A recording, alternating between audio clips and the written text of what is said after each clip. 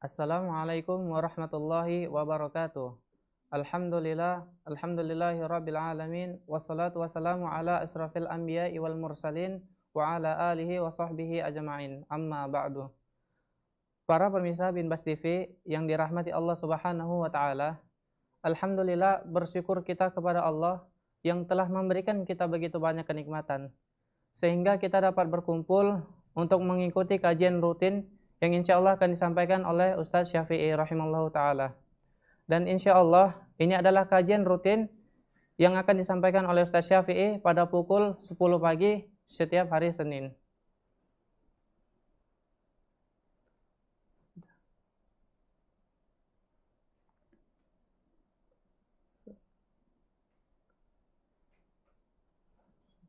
Kepada Ustadz Syafi'i kami persilahkan dengan segala hormat.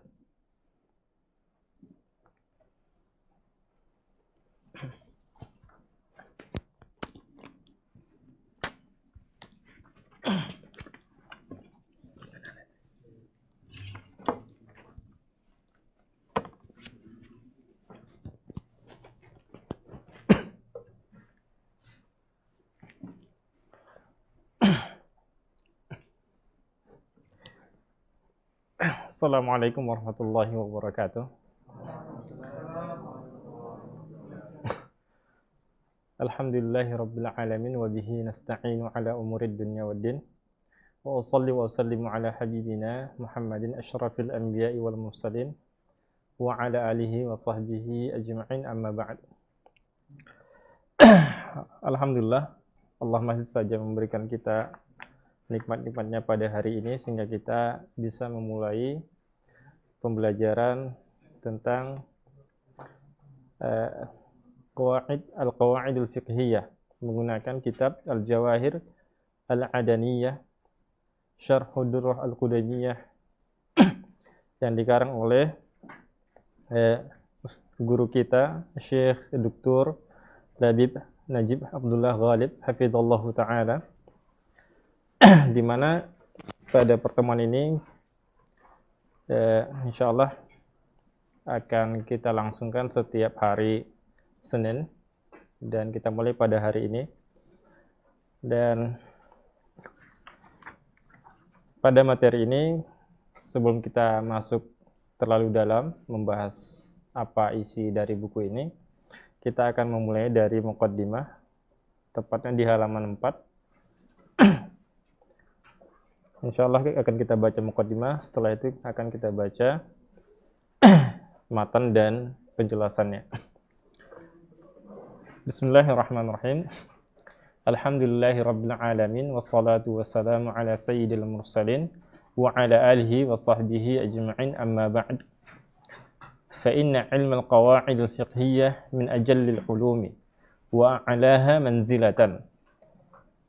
Ilmu qawaid fiqhiyah adalah termasuk ilmu yang paling mulia dan ilmu yang paling tinggi kedudukannya. Wa aktsaruha irtibatan bi ahkami syari'ati wa masailiha, dan paling banyak kaitannya dengan hukum-hukum syar'i dan masalah-masalah syar'iyah. Lihtimamihi bil kulliyat wa tatbiqiha 'ala al juz'iyat, karena kaidah fikih ini fokusnya adalah pada masalah-masalah secara keseluruhan dan prakteknya pada bagian-bagian masalah fikih. Qala al-Hafidz Al-Alai berkata, min ahsani ma yu'anihi al-faqihu al-mutafannin, di antara yang terbaik, apa yang terbaik yang bermanfaat bagi seorang faqih, seorang yang berilmu, seorang ahli fikih, al-mutafannin, yang baik, yang fokus pada bidang fikih, wan nabihul muhsin, dan yang mendalaminya secara baik, ma'rifatul qawaidil kulliyah, yaitu mengetahui kaidah secara keseluruhan. Maksudnya adalah kaidah kulliyah. Wal maqasid al mar'iyah, dan maksud dari yang diinginkan atau yang diperhatikan. Wa ma yatakharaju minal furu'i 'alaiha, dan masalah-masalah yang keluar dari masalah kuliah tadi, masalah secara umum. Kemudian dari masalah gambaran besar itu, masalah umum itu muncul masalah-masalah khusus atau bagian-bagiannya.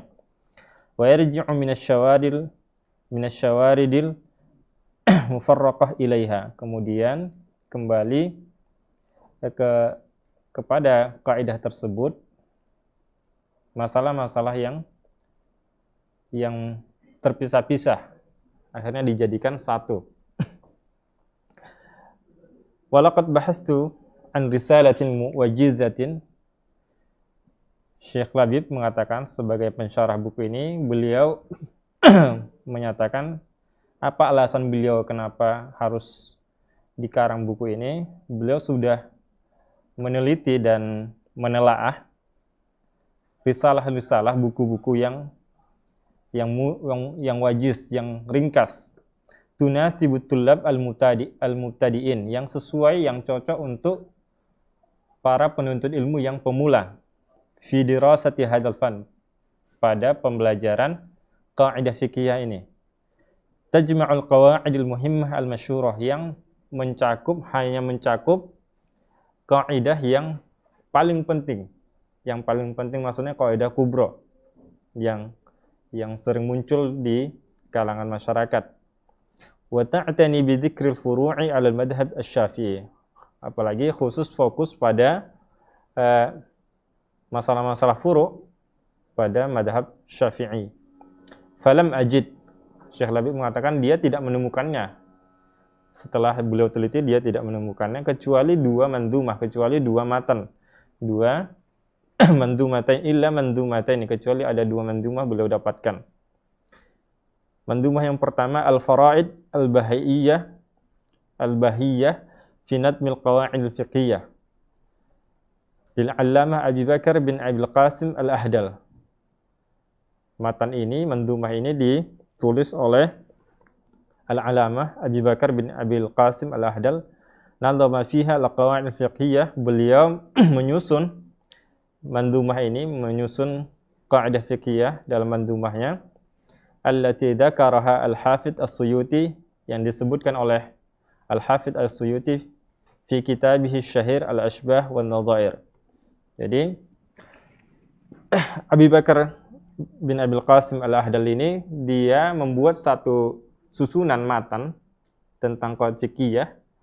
Itu disusunnya berdasarkan apa yang didapatkan dari buku namanya Al-Ashbah wan Nadhair, dikarang oleh Imam Suyuti. Jadi dia baca kitab Al-Ashbah wan Nadhair ini, bacanya sampai akhir. Kemudian dari buku itu dia ambil maklumat, diambil kutipan-kutipan, kemudian dibuatnya mandumah. Tahu mandumah ya? Mandumah seperti mandumah Tuhfatul Atfal, mandumah Al-Jazariyah, mandumah Baiquniyah, itu namanya mandumah. Mandumah itu artinya tersusun. Nadham artinya tersusun. Disusun seperti syair. Wa qad zada 'adadu abyatiha al-500, dan jumlah bait mandumah ini sebanyak lebih dari 500 bait. Nah, 500 bait jumlah Al-Faraid Al-Bahiyyah ini tadi. Jumlah baitnya sebanyak 500 lebih. Mimma ja'alha ghair munasibatin lit-talib al-mubtadi'. Nah, dan ini menurut Syekh Labib tidak cocok untuk penuntut ilmu pemula, pelajar pemula. Summa awqafani ahadul fudala al-mukhtasarin laha lil akh Haif An-Nabhan. Kemudian beliau diingatkan oleh salah seorang saudaranya yang bernama Haif An-Nabhan, qama bitajridi al-qawaid, yang membuat satu qawaid, wa hadfu syuruh wa tawdihat, kemudian menghilangkan syarahnya, penjelasan-penjelasannya, dan tawdihatnya, penjelasannya juga. Wa balaghat sittatan wa sittina baitan. Akhirnya jumlah yang sebanyak 50 500 tadi, jumlah bait sebanyak 500 itu menjadi dikurangi menjadi 66 bait. Dikuranginya, diringkasnya menjadi 66 bait. Yang awalnya 500, kemudian diringkas jadi 66.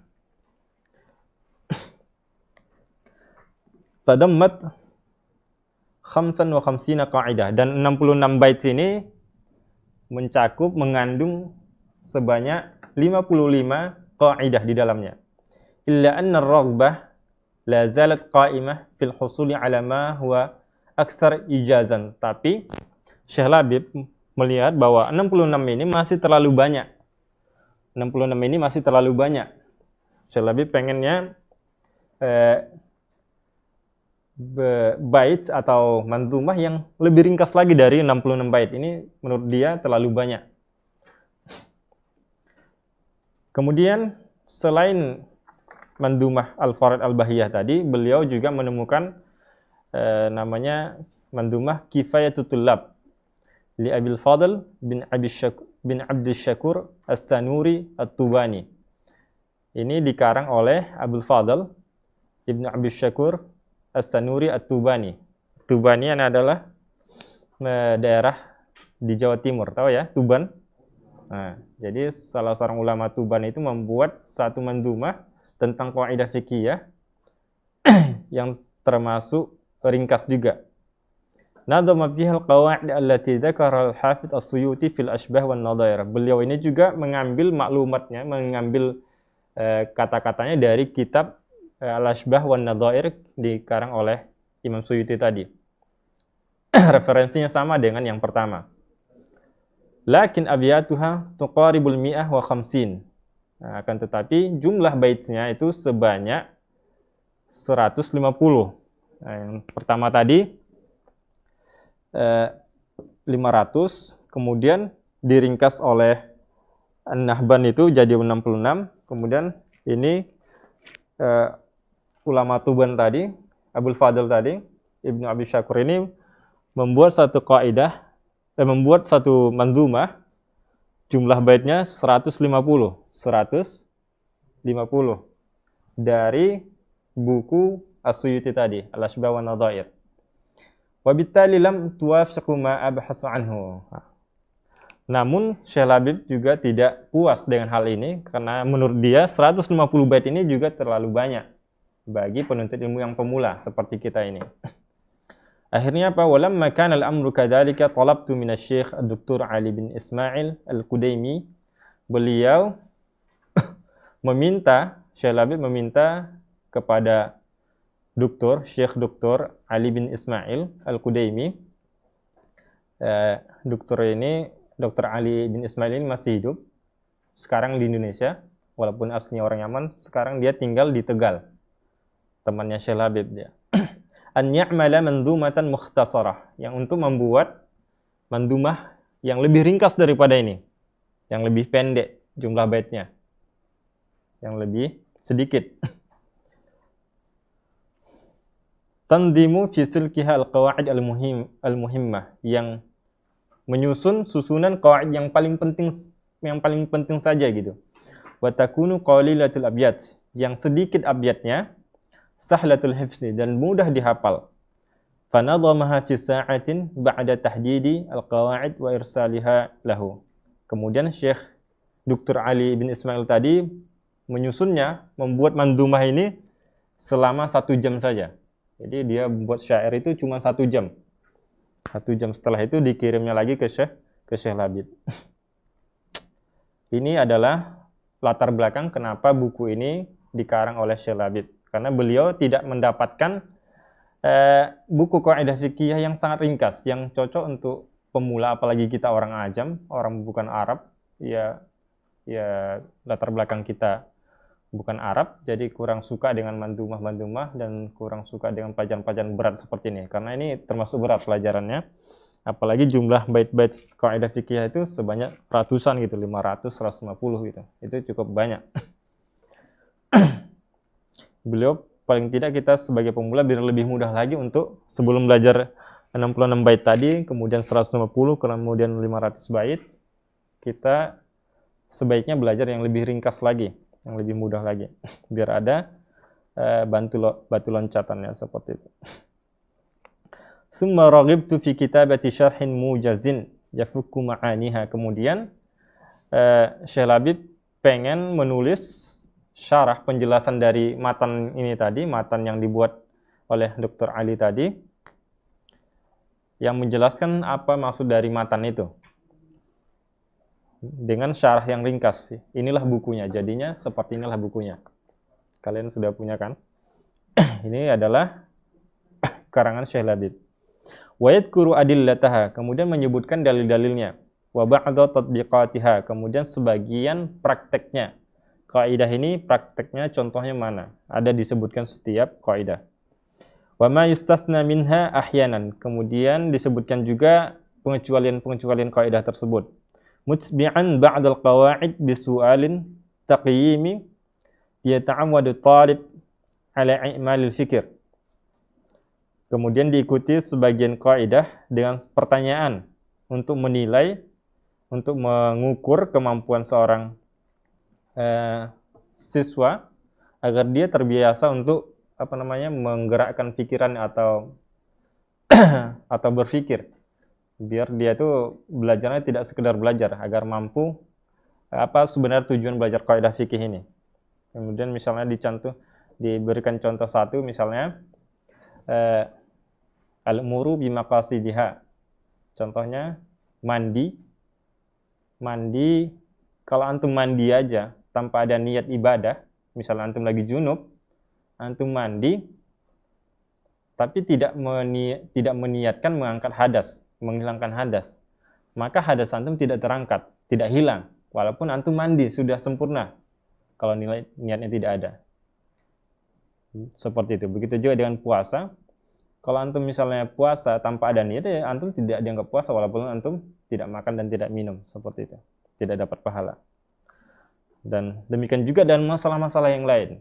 Jadi agar setiap santri, setiap siswa itu mampu memberikan contoh di luar apa yang dipelajari.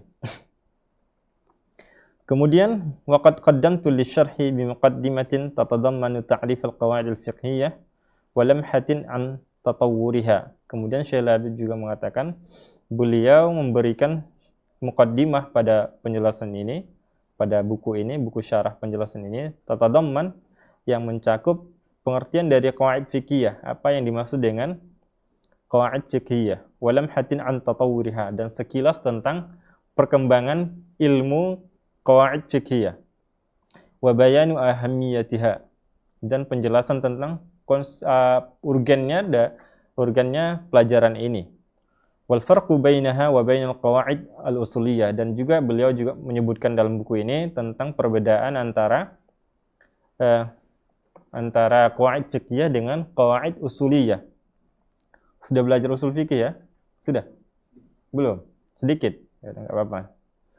Sa'ilan Allah subhanahu wa ta'ala an takuna dhukhran li wa linadhimiha, dan berharap kepada Allah Ta'ala agar ini menjadi simpanan, maksudnya simpanan pahala bagi saya, maksudnya bagi Syekh Labib dan bagi yang menyusun kaidah ini, nazam ini tadi, yaitu Dr. Ali bin Ismail Al-Qudaimi. Wa naf'an litullab, dan memberikan manfaat bagi para penuntut ilmu. Innahu karimun wahhab, sesungguhnya Allah Subhanahu wa Ta'ala Maha dermawan, Maha pemberi. Nah, kita akan memulai tentang ta'rif al-qawaid al-fiqhiyah, sebagaimana yang dijelaskan Syekh Labib di muqaddimahnya. Dia akan menyebutkan apa pengertian qawaid fiqhiyah. Sudah dilihat di halaman 6 ya. Ta'rif al-qawaid al-fiqhiyah.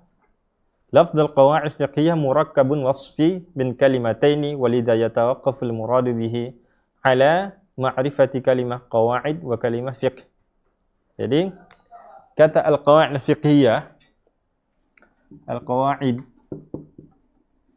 al-fiqhiyah ini tersusun dari namanya murakkabun wasfi. Murakkabun wasfi. Apa maksud murakkab wasfi? Tersusun dari sifat mausuf. Sifat mausuf ada sifatnya. Jadi tarkib itu bermacam-macam. tarkib itu ada yang murakkab wasfi, namanya wasfi seperti ini. Ini contohnya, ada namanya idofi. Seperti misalnya babu fasl. Kemudian ada lain namanya murakkab majzi. Seperti hadramaut. Nah. Jadi qawaid fikih ini terdiri dari murakkab wasfi, sifat mausuf.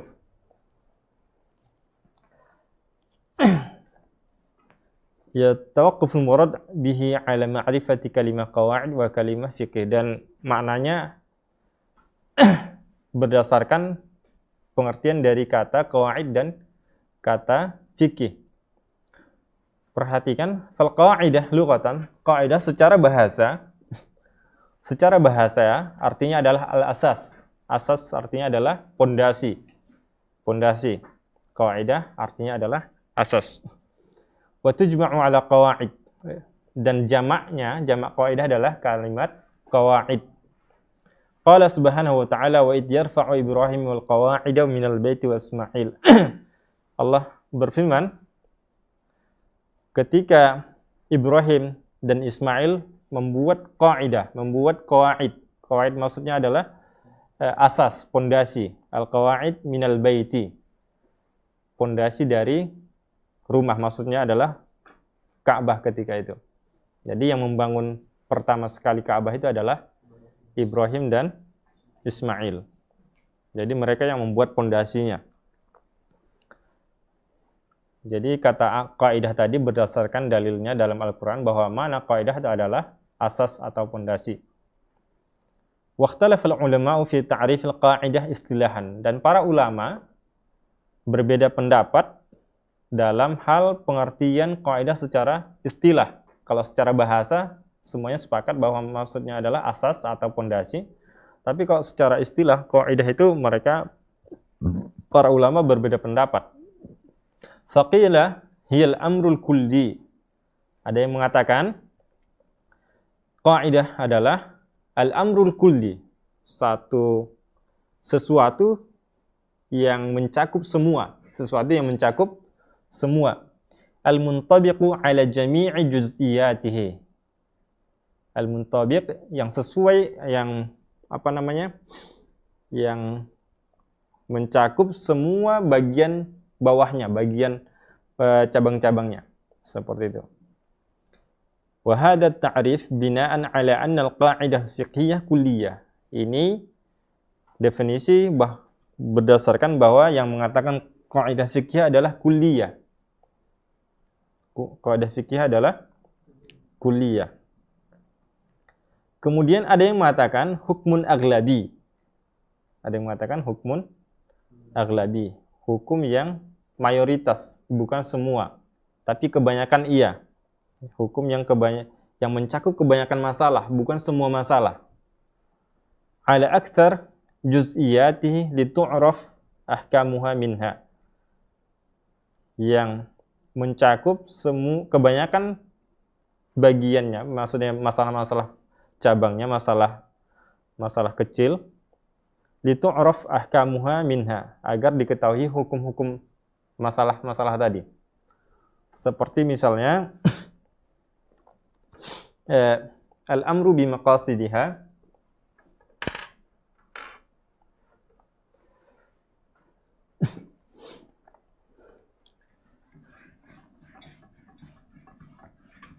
Biar kita lihat perbedaannya.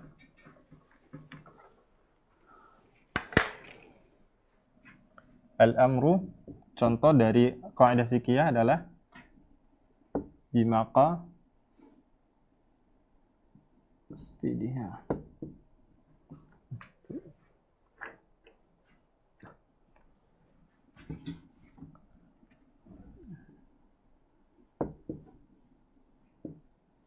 Nah, perhatikan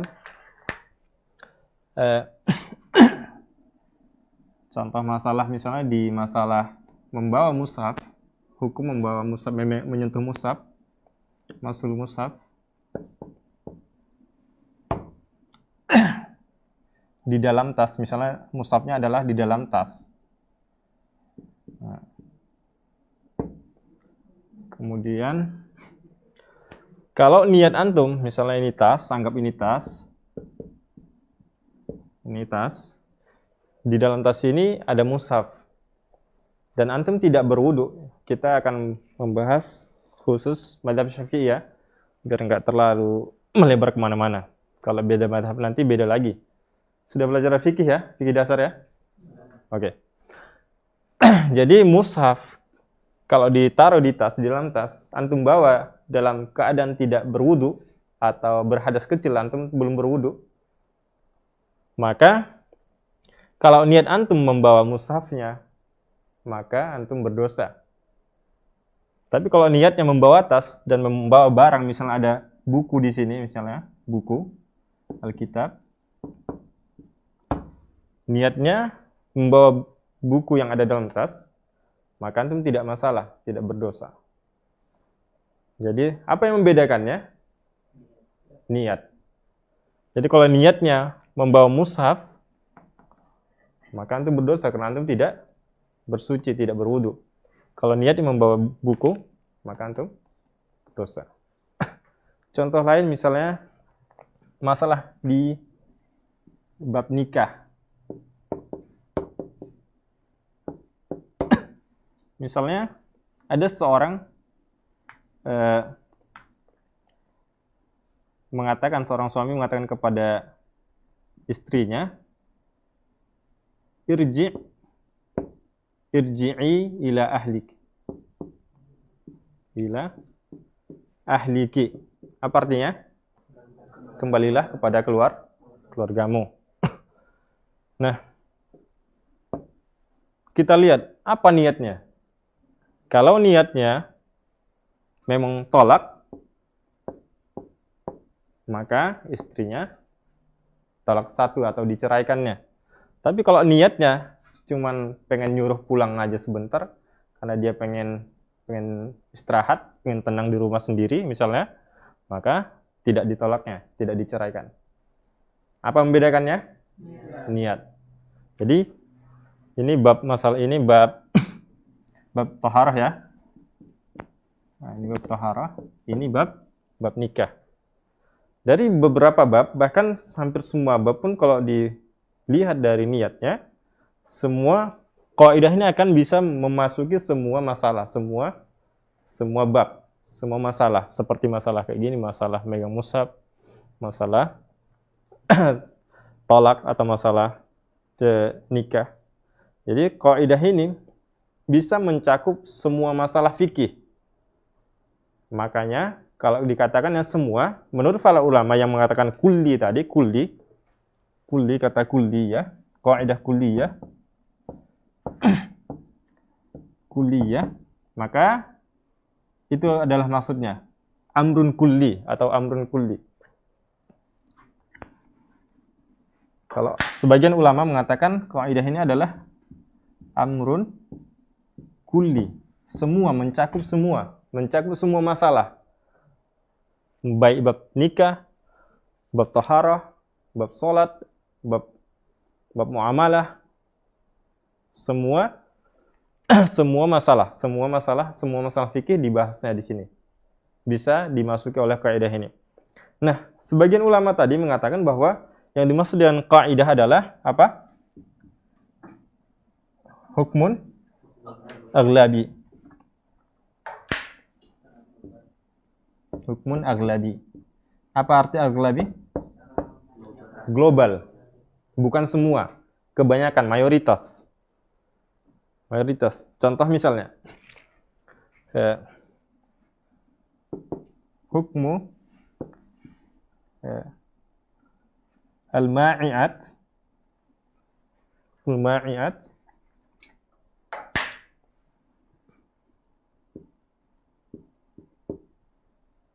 Hukmu ma'ul qalil. Nah, perhatikan. Hukum hukum cairan atau cairan yang bisa dimakan seperti susu, seperti apa lagi? Sirup, teh, jus. Nah, ini termasuk ma'iyat, cairan. Maksudnya cairan makanan, minuman. Cairan minuman maksud di sini ya. itu hukumnya seperti hukum air yang sedikit dalam hal bab najasah. Ini di bab najasah atau taharah. Hukum cairan atau maksudnya minuman atau minuman yang berbentuk cairan itu sama seperti hukum air yang sedikit. Maksudnya apa? Apabila terkena najis, cairan ini seperti susu, terkena najis walaupun banyak, susunya misalnya satu bak misalnya. Walaupun misalnya kalau air banyak itu 2 kula ya, kulata ini, fa aksar. Kalau lebih dari 2 kula air itu, maka itu namanya air apa? Air yang banyak. Misalnya kalau di lebih sederhanakan itu biasanya para ulama itu memang berbeda pendapat sebanyak apa air 2 kula ini. Kalau untuk contoh sederhana itu biasanya sebagian buku fikih menjelaskan ukuran bak itu 60 kali 60 persegi. Jadi kalau misalnya ada bak air seperti ini misalnya anggaplah ini adalah bak 60. Nah, lebarnya juga 60 gitu. Nah, ini juga 60. Maka ini sudah dianggap air yang banyak. Nah, walaupun misalnya ada bak besar, lebih besar dari 60, misalnya 100 kali 100 cm. Lebih besar dari situ, tapi isinya susu. Isinya laban. Kalau ini kena najis, maka ini hukumnya apa? Najis. Semuanya kena najis. Tapi kalau ini kena najis, perlu ditinjau lagi. Apakah berubah warnanya, berubah baunya, atau berubah rasanya. Kalau tidak berubah, berarti ini tetap suci. Paham ya? Tapi kalau ini walaupun lebih banyak dari ini kalau misalnya kena najis sedikit, hukumnya apa? Najis. Paham? Nah, ini adalah kaidah juga dinamakan hukmul ma'i'at, hukmul ma'il qalil. Nah, apakah ini berlaku pada bab nikah? Berlaku pada bab salat? Tidak. Makanya sebagian ulama berbeda pendapat tadi, ada yang mengatakan amrun kulli, ada namanya mengatakan hukmun aglabi, hukum mayoritas. Kebanyakan. Oke.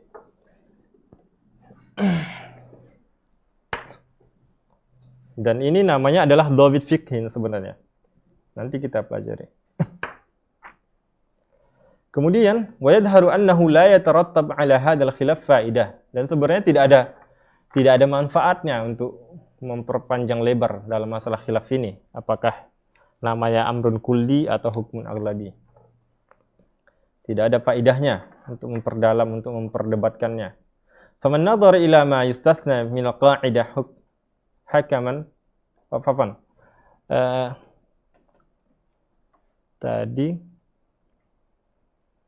bukan hukum al-aglabi. Bukan ini contohnya. Ini masalah dobit, Jadi masalah pengecualian itu, misalnya setiap yang membahayakan itu hukumnya haram misalnya. Kecuali darurat. Nah, ada kecualinya darurat. Nah, misalnya membahayakan adalah contohnya ya seperti hewan buas, hewan yang beracun dan seterusnya. Itu namanya hukmun aglabi. Bukan ini tadi contohnya salah nih. Bukan. Ini masalah dhabit fiqhi namanya, bukan hukmun aglabi. Yang ada pengecualiannya. Yang ada ilahnya kecuali. Misalnya itu tadi. Setiap yang membahayakan haram.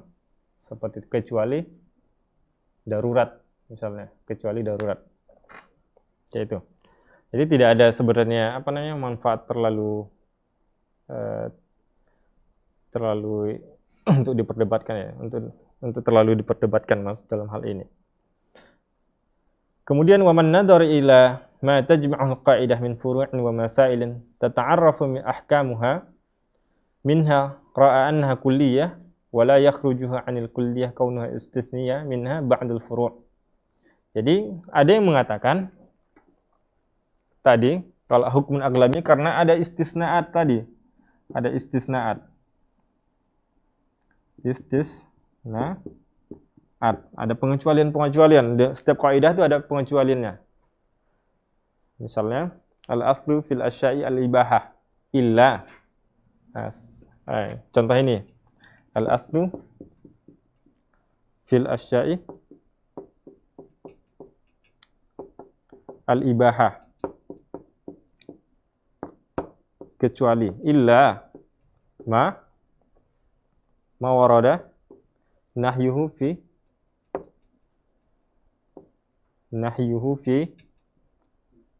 nusus, finnas misalnya fil Quran. Jadi hukum asal dari segala sesuatu itu adalah boleh, kecuali misalnya yang terdapat ada dalil yang mengharamkan, seperti misalnya hurrimat alaikum al-maitah, diharamkan bagi kalian bangkai. Jadi hanya beberapa saja. Makanya namanya hukum aglabi kalau ada istisnaatnya. Ini menurut yang mengatakan makna kaidah adalah hukuman aglabi, bukan amrun kulli. Tapi kalau yang mengatakan wa man nadhara ila ma tajma'ul qaidah min furu'in wa masail tata'arraf ahkamuha minha ra'a annaha kulliyah wa la yakhrujuha 'anil kulliyah kaunuha istisna minha ba'dul furu'. Jadi sebagian mengatakan adalah amrun kulli, mencakup semua, tapi dia tidak menoleh kepada pengecualiannya. Ya memang setiap kaidah ada pengecualian katanya, seperti itu. Tapi itu tidak menghalangi untuk dikatakan amrun kulli. Nah, karena terlalu banyak masalah itu memang berkaitan dengan kaidah ini tadi. Seperti itu. Kemudian itu makna kaidah secara bahasa dan secara istilah. Kalau secara bahasa semuanya sepakat adalah maknanya adalah asas, pondasi, tapi kalau secara istilah beda pendapat. Ada yang mengatakan hukmun aglabi, ada yang mengatakan al-amrul kulli. Kemudian ammal fiqh lughatan fahuwal fahmu. Kemudian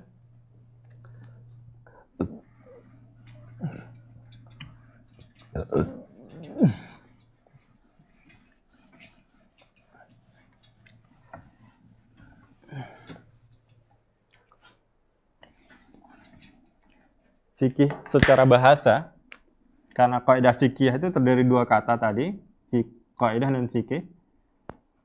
Al-qawaid fikih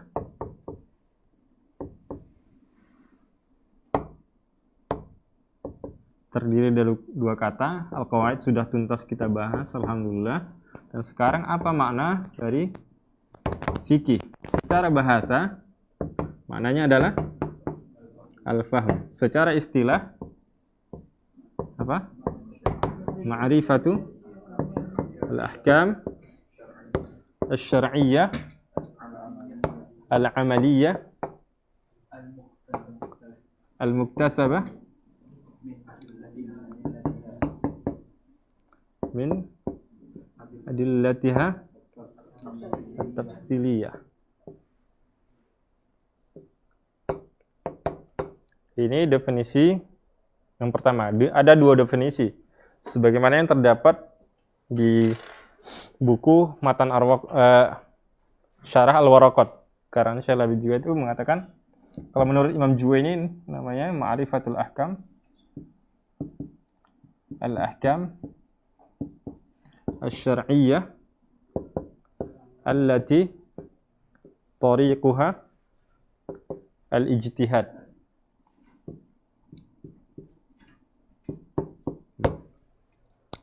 Ini mirip-mirip, hampir sama.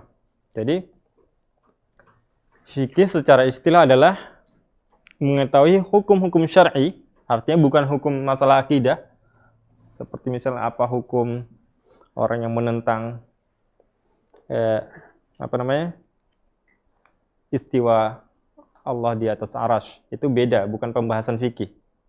Artinya dia bukan masalah apa? Bukan masalah akidah. Dan bukan masalah lughawiyah. Bukan masalah bahasa. Al-amaliyah. Tentang amal, tentang ibadah. Bukan masalah masalah i'tiqadiyah. Masalah keyakinan. Kemudian al-muktasabah, yang diambil dari dalil yang tafsil. Inilah usul fikih. Kerjaannya usul fikih. Kemudian definisi yang kedua, ma'rifatul ahkam asy-syar'iyyah allati tariquha al-ijtihad. Mengetahui hukum syar'i dengan cara berijtihad. Itulah masalah fikih. Makanya terkadang kita lihat dalam buku-buku fikih itu banyak hukum-hukum yang kita dapati dalilnya kita tidak tahu dari mana gitu. Karena hasil dari ijtihad para ulama. Bukan berarti ulama itu tidak berdalil, dia berdalil tapi mungkin tidak mencantumkan dalilnya di buku tersebut.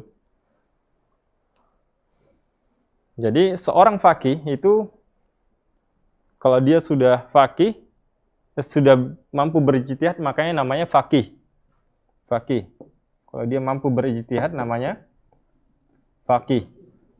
Jadi kalau misalnya ada para ulama antum dapati di buku mereka seperti buku Imam Ahmad, buku Imam Syafi'i, buku Abu Hanifah, buku Imam Malik, itu ada beberapa hukum menurut mereka, menurut para ulama tersebut, ya karena dia sudah sampai kepada derajat ijtihad. Derajat ijtihad. Itulah fikih. Beda dengan kita misalnya, apa hukum misalnya? Apa hukum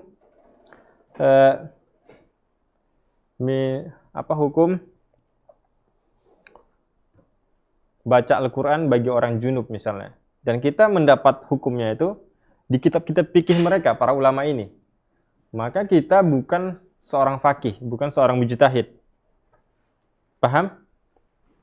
Maka kita bukan dinamakan seorang faqih, tapi muqallid. Karena kita cuma nyontek pendapat mereka. Nyontek, atau cuma namanya muqallid. Ini lawannya muqallid. Kalau misalnya ada satu hukum misalnya, kalau sekarang kan banyak masalah-masalah kontemporer. Apa hukum jualan online? Apa hukum GoFood? Kan sebelum tidak ada kan? Mungkin sekitar 10 tahun yang lalu kan nggak ada hukum GoFood. Apa hukumnya? Apa hukum Shopify? Apa hukum GoPay? Itu kan tidak ada sebelumnya. Nah, sekarang kita sudah mendapati hukumnya itu secara tersedia, secara sudah terhidang. Dan kita tinggal baca. Bagi orang yang sudah menetapkan hukum, misalnya hukum GoPay adalah haram misalnya. Misal. Maka orang yang mengatakan haram, yang pertama kali mengatakan haram itu dia adalah faqih. Dia adalah mujtahid. Walaupun mujtahidnya tidak, mujtahid itu terbagi-bagi lagi, ada namanya mutlak, ada muqayyad dan seterusnya, ada namanya mufti. Itu di pelajaran usul fikih dipelajari. Ghairu syar'iyyah. Masalah ghairu syar'iyyah ini bukan masalah akidah. Masalah lughawiyah, masalah seperti masalah hukum dunia, hukum manajemen dan seterusnya. Sekarang amma ta'rif al-qawa'id al-fiqhiyyah bi'tibariha laqaban lil'ilmi fahuwa al-qadaya al-kulliyah al-fiqhiyyah allati yuta'arrafu minha ahkamu juz'iyatin mawdu'aha min abwabin muta'addidatin. Jadi kita sudah paham apa yang dimaksud dengan qaidah tadi secara bahasa, apa artinya? Al-asas ataupun dasar. Secara istilah ada dua pendapat, apa saja? Hukmun aghlabi dan amrun kulli. Kemudian fikih secara bahasa apa? Al-fahm. Secara istilah juga ada dua pendapat. Ini ma'rifatul ahkam asy-syar'iyyah al-amaliyah al-muktasabah min adillatiha at-tafsiliyah. Kemudian yang kedua, ma'rifatul ahkam asy-syar'iyyah allati tariquha al-ijtihad. Kemudian Ini kalau secara terpisah. Nah, secara gabungan, secara laqab, kalau misalnya apa maksud dari qawaid fiqhiyah itu dalam satu kata. Nah, ini artinya.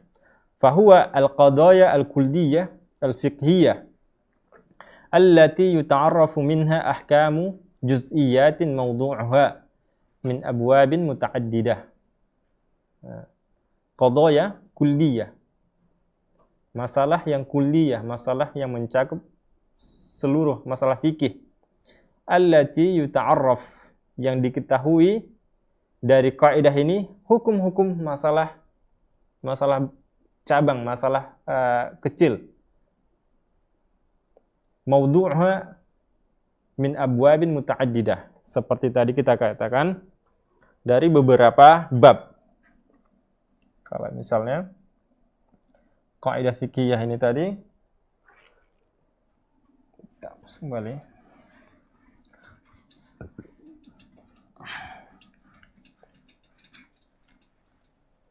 Seperti tadi sudah kita bahas dari banyak bab. Misalnya bab taharah, seperti menyentuh mushaf. Kemudian masalah nikah.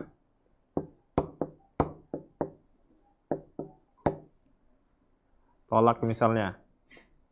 Masalah tolak. Ini dari kaidah kulliyah, namanya al-umuru bima qasidiha.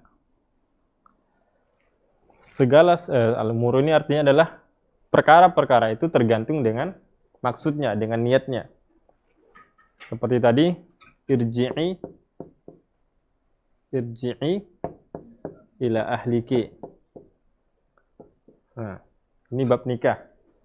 Kemudian bab menyentuh mushaf, yang misalnya mushafnya di dalam ransel misalnya. Nah, ada juga buku. Tergantung niatnya. Kemudian misalnya masalah salat misalnya. Qaulu subhanallah, bab salat. Dalam salat. Mengatakan subhanallah. Subhanallah. Seorang makmum mengatakan subhanallah ketika salat, misalnya ketika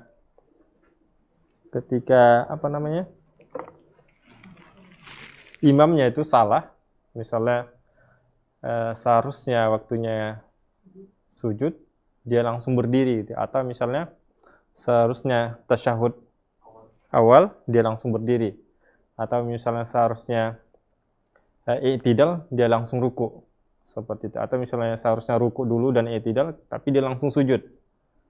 Misalnya ada orang lagi berdiri baca Al-Fatihah, imamnya, kemudian dia langsung sujud, seharusnya ruku dan i'tidal dulu, kan gitu. Nah, sebagai makmum mengatakan subhanallah. Nah, dilihat dulu apa niat si makmum tadi.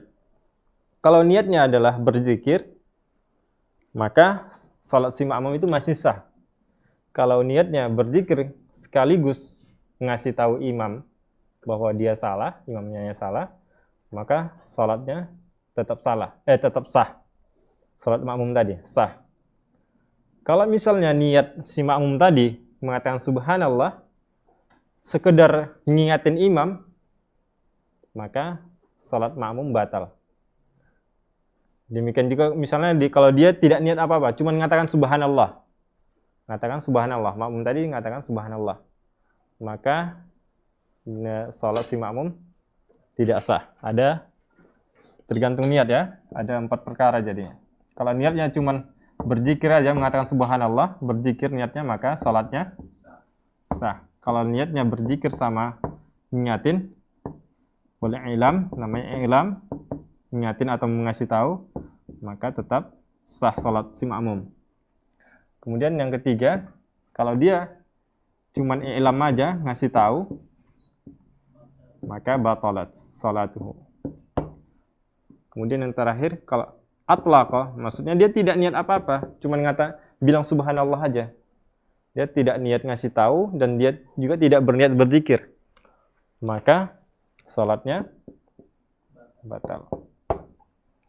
Nah, ini. Jadi kaidah qadaya kulliyah tadi karena masalah-masalah ini terdapat di beberapa bab.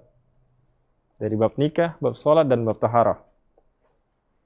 Makanya dikatakan qadaya kulliyah fiqhiyah. Allati yuta'arraf minha ahkamu juz'iyatin mawdu'ha min abwabin muta'addidah. Nah, kemudian lawannya adalah ada namanya jadi kaidah ini kalau dia kuliah, semua para ulama itu alhamdulillah sepakat bahwa ini adalah namanya kaidah. Perhatikan, kalau misalnya cuma satu bab tadi, seperti tadi yang kita sebutkan, hukmu al-ma'iat,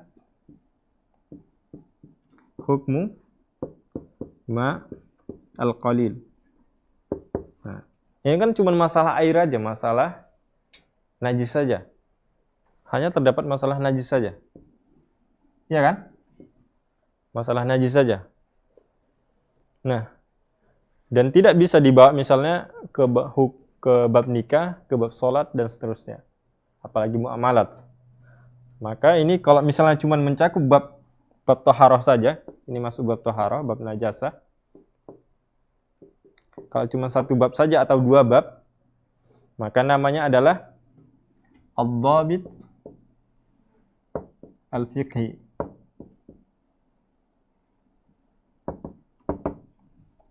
Atau cuma dua bab misalnya. Ma'ab tala saum, ma'ab tala as-saum, abtala as-salah. Nah, ini bab puasa dan bab sholat. Paham? Ini kalau cuma dua bab aja, bab puasa, dan kalau ini cuma satu bab tadi, ini juga termasuk al-dhabit al-fiqhi. Tetapi di kalangan para ulama yang sebelumnya, yang mutaqaddimin namanya, seperti zamannya salaf, kalau kita kan sekarang udah namanya mutaakhir atau khalaf. Kalau para ulama mutaqaddimin yang dahulu sekali, awal-awal Islam, kemudian masa tabi'in, itu tidak membedakan antara dhabit dan qaidah. Ini juga dinamakan qaidah bagi mereka. Nah, bagi ulama yang mutaqaddimin namanya, ulama yang terdahulu. Tapi kalau ulama yang terakhir, ulama yang lahir pada misalnya abad-abad sekitar misalnya 5 abad yang terakhir, itu membedakan antara dhabit dengan qaidah. Kalau qaidah itu mencakup semua bab. Kalau dhabit itu cuma satu atau dua bab saja. Paham perbedaannya? Oke.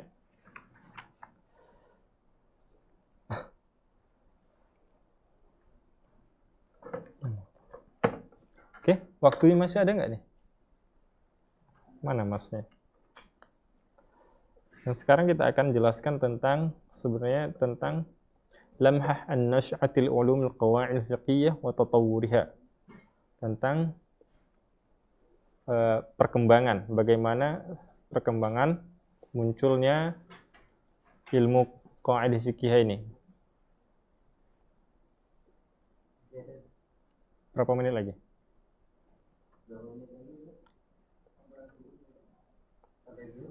Antum kuat nggak ini? Hah? Nggak kuat? Hah? Gimana? Sanggup paham nggak antum tadi apa yang anda jelaskan? Deden? Qalil. Nah, ini bahaya ini. Fajar? Arif? Nelly? Oke, kita jelaskan sedikit lagi ya tentang perkembangan ilmu qawaid fikih. Di halaman 8 itu ada tentang lamhah, sekilas an-nash'ati ilmu qawaid al-fiqhiyah wa tatawwurha, dan perkembangannya. Laqad marrat al-qawaid al-fiqhiyah fi tatawwuriha bi thalathati atwar.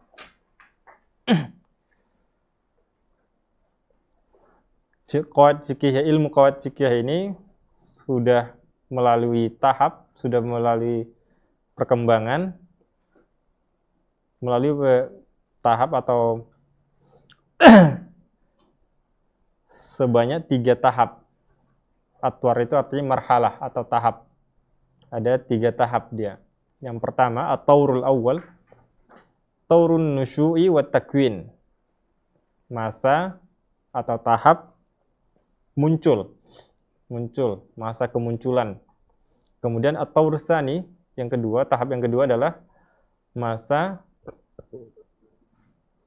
penulisan, dikumpulkan an-numu, penulisannya, al-jam'u wa tadwin, ditulis dan dikumpulkan. Jadi sebelumnya itu masa pertama itu, tahap pertama itu kaidah fikih itu sudah ada, sudah muncul tapi tidak ditulis, itu tahap pertama. Kemudian tahap kedua sudah mulai ditulis, dikumpulkan di buku-buku, kemudian ditulis. Kemudian yang ketiga, taurur rusukhi wa tansiq. Yang ketiga ini adalah sebelumnya, yang tahap kedua adalah cuman dikumpulkan, ditulis. Kemudian yang terakhir adalah disusun. Mana namanya qaidah kubro, mana qaidah sugro, seperti itu, disusun. Sampai sekarang. At-taurul awal, tahap pertama, tahap perkembangan pertama, taur ini diambil dari kata ya marhalah, seperti di surah Nus, laqad khalaqakum atwara. Yabda'u min asril salah atau asril tasyri'. Kaidah fikih ini muncul pada masa risalah atau asril tasyri', pada zaman Nabi. Pada zaman Nabi ketika mendapatkan wahyu, mendapatkan risalah dari Allah Subhanahu wa taala dan disampaikan kepada umat. Haitsu kanat fihi al-badrah al-ula lil qawaid fiqhiyah. Di mana pada masa ini sebenarnya sudah muncul benih-benih, fihi badrah benih. Al-badratul ula, benih yang pertama pada ilmu qawaid fiqhiyah. Fa inna an-nabiy sallallahu alaihi wasallam alladhi antaqahu Allah bi jawa'imil kalim. Sesungguhnya Nabi sallallahu alaihi wasallam yang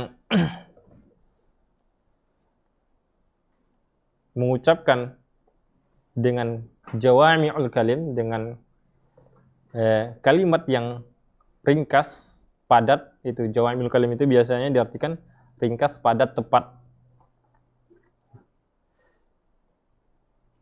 Fakanat ahadithuhu syarifah fi katsirin minal ahyan bimasabatil qawaidil ammah.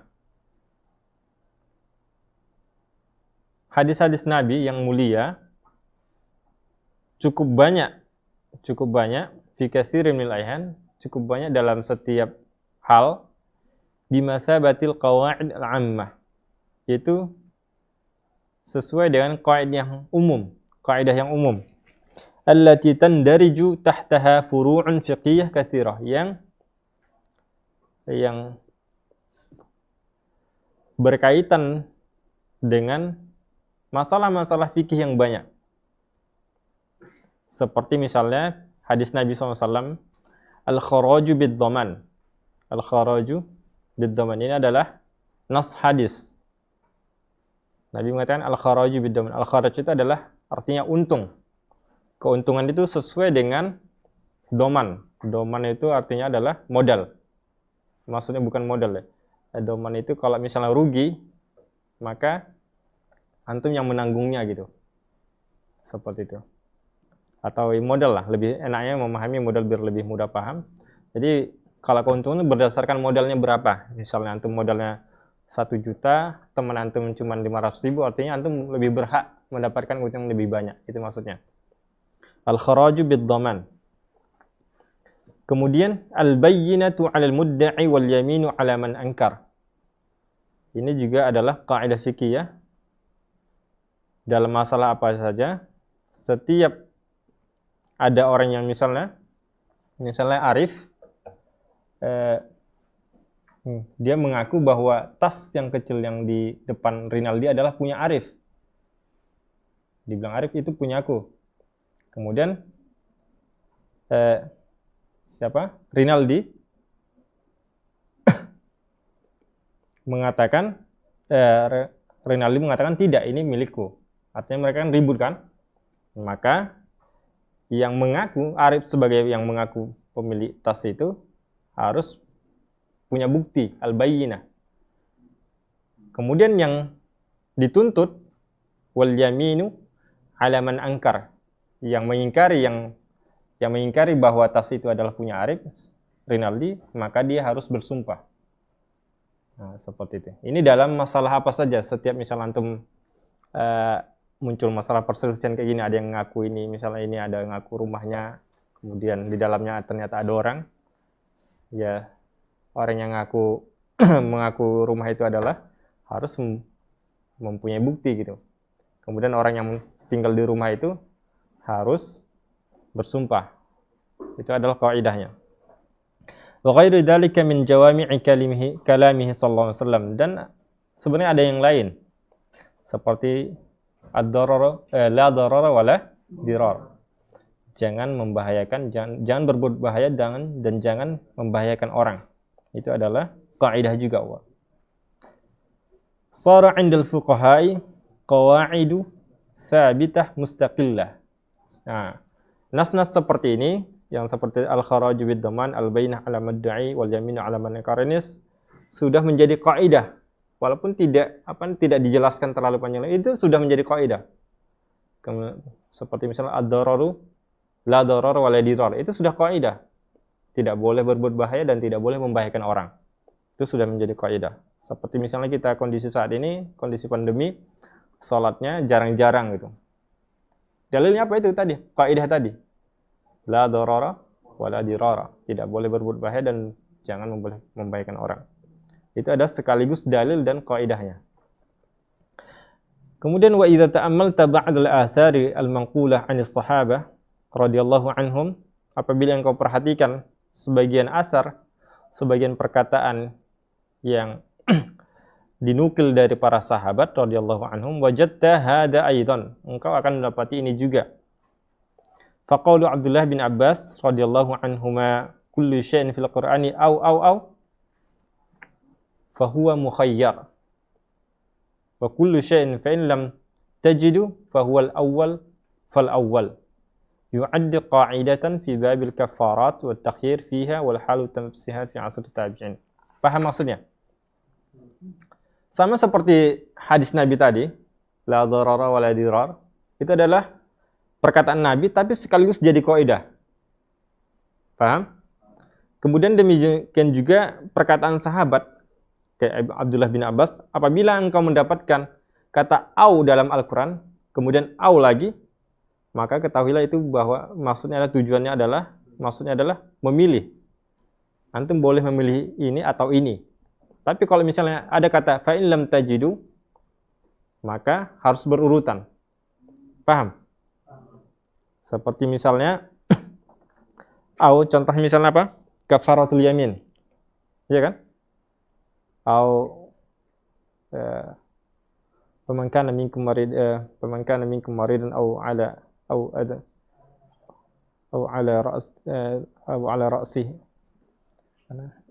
ra'si adam fafidyatun min ta'ami miskin fafidyatun min ta'ami miskin seperti itu.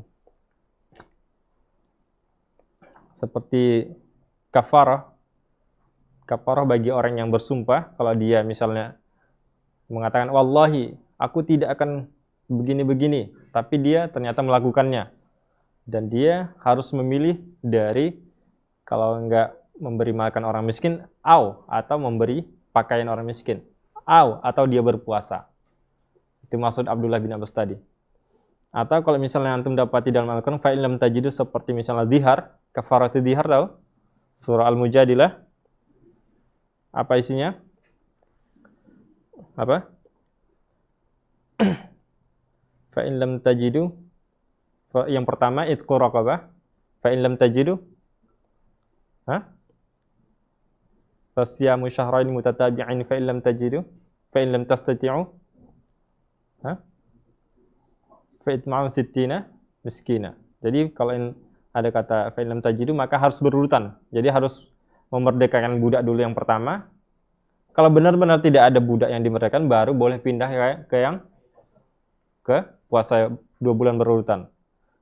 Tapi kalau kafaratul yamin tadi, awas semuanya, boleh antum pilih.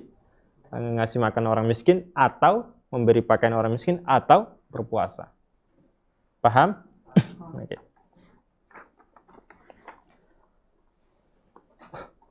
Kemudian wa amma tawru as-sani, adapun tahap yang kedua, fayabda'u min hini tadwin al-qawa'id al-fiqhiyah ka fannin mustaqillin. Tahap yang kedua ini mulainya pada waktu dicatatnya ilmu qawaid fiqhiyah, tadwin, ka fannin mustaqillin, sebagai ilmu tersendiri.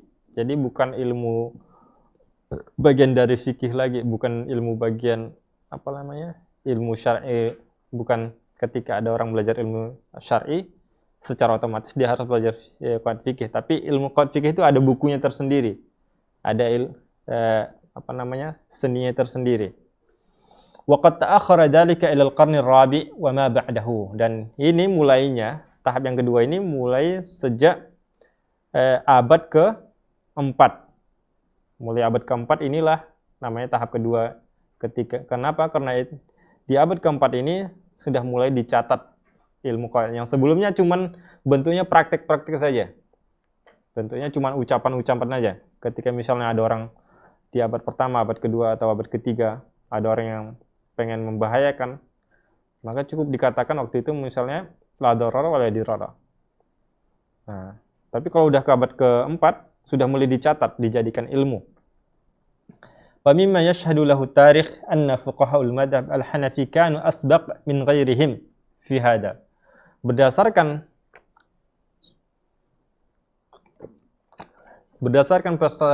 bukti sejarah bahwa para fuqaha'ul madhhab al-Hanafi, bahwa ahli fikih madhab Hanafi adalah orang yang pertama sekali dari madhab yang lain yang menulis ilmu ini. Jadi yang paling pertama menulis ilmu qawaid fikih ini adalah madhab apa? Hanafi. Wala'alla aqdam khabar yurwa fi jam'il qawaid al-fiqhiyah.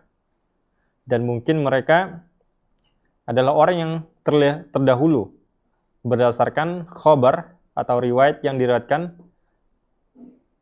dalam masalah mengumpulkan ilmu qawaid ini tadi. Maksudnya menulisnya.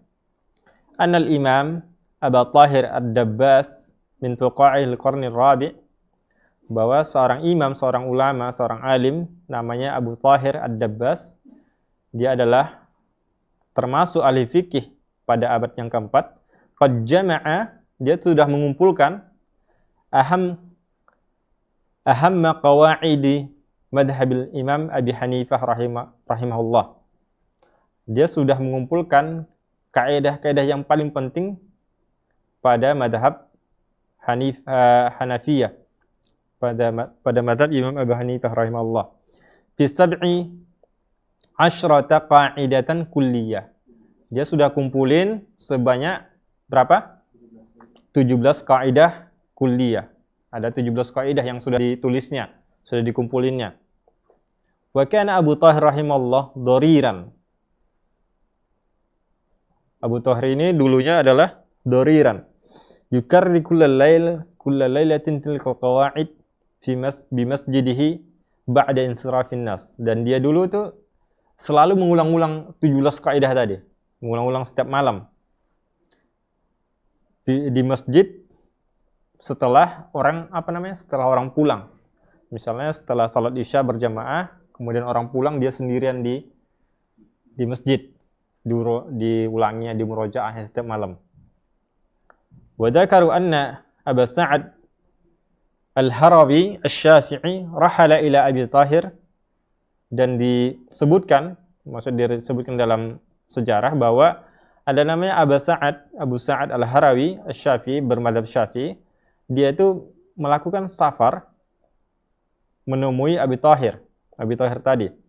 Wa naqala anhu ba'du hadhihi al-qa'id, dan dia menukil dari Abi Thahir tadi sebagian kaidah yang 17 tadi. Wa min jumlatiha al-qawaid asasiyah al-masyhurah, wa hiya, yang pertama, al-umuru bi maqasidiha, yang kedua, al-yaqinu la yazulu bi syak, yang ketiga, al-masyaqqah tajlibu taysir, yang keempat, ad-darar yuzal atau ad-darar la darar wa la didarar, yang terakhir, al-adah muhakkamah. Jadi sebenarnya kisahnya ini kalau diceritakan Syekh Labib, ketika itu Abu Thahir tadi sebenarnya katanya, kalau lebih lengkapnya, setelah orang pulang dari salat Isya, dia sendiri murojaah di masjid itu, murojaah kaidah yang 17 tadi. Kemudian Abu Sa'ad tadi sebenarnya sembunyi-sembunyi mendengarkan kaidah tadi.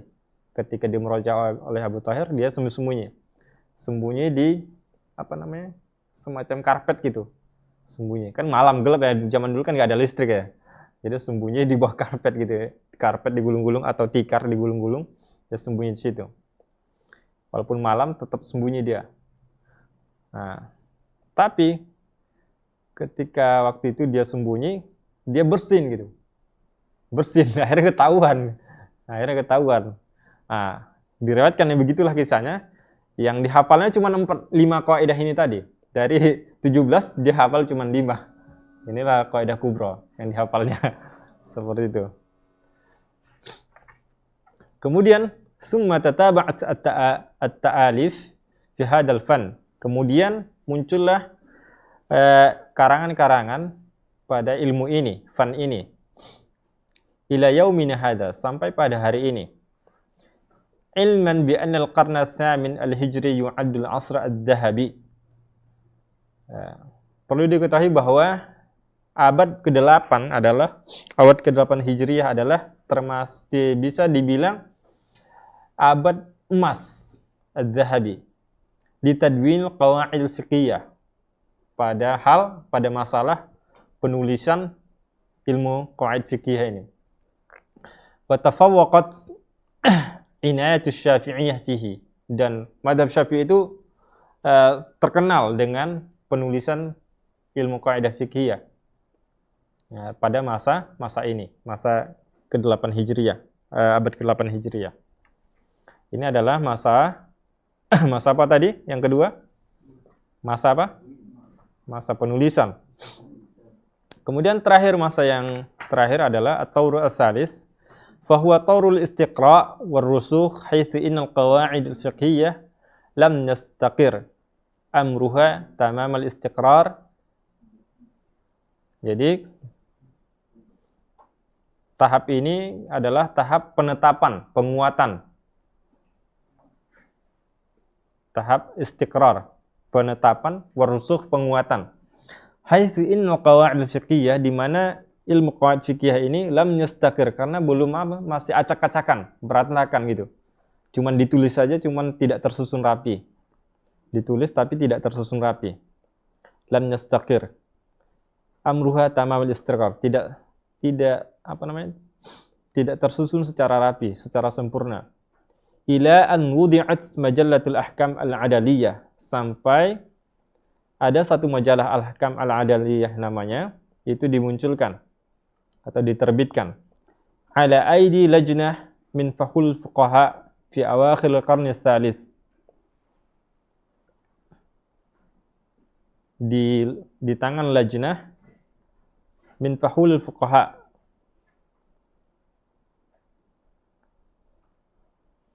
keterangannya di catatan kaki, tu'tabar awal taqnini madani waqfan al-ahkam syar'iyyah islamiyyah, wa dzalika khilal ahdi ad-daulah al-Utsmaniyah, wa hiya mu'talifah min تصدر منزل السنة إنما هي مجموعة من القواعد الكلية باستثناء المادة الأولى منها، وقد كانت في تعريف الفقه وبين أقسامها وتكمن أهمية هذا المجلة في عرض الفقه وتنتهي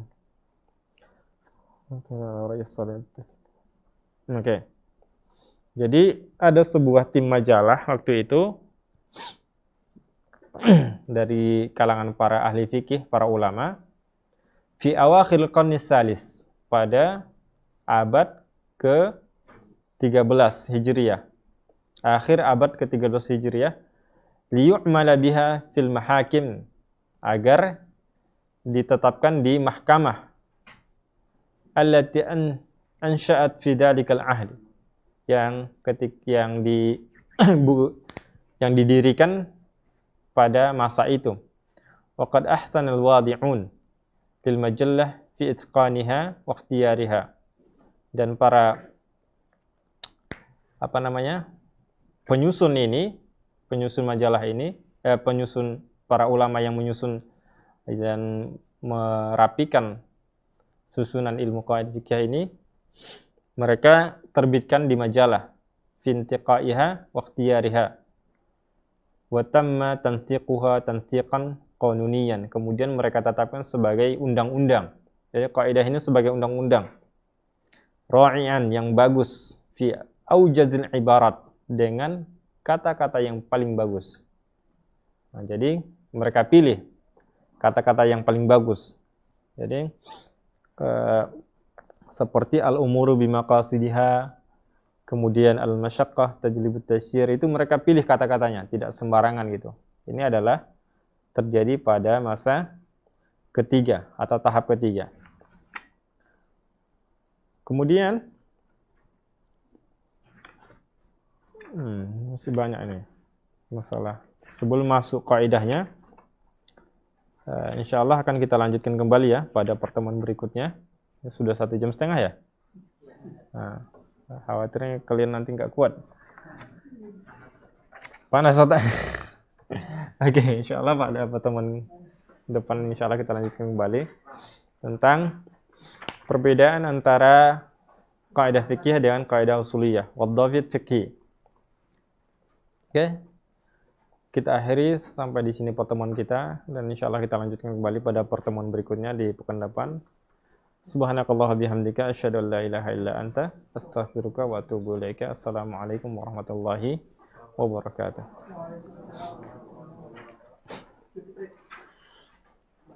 Perlu ditutup.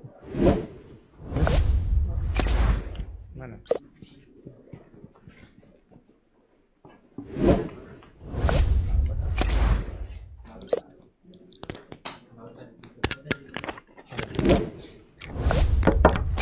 Kunci.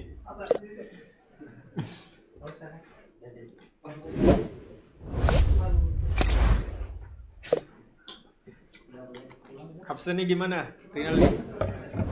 Yang nggak hadir apakan aja.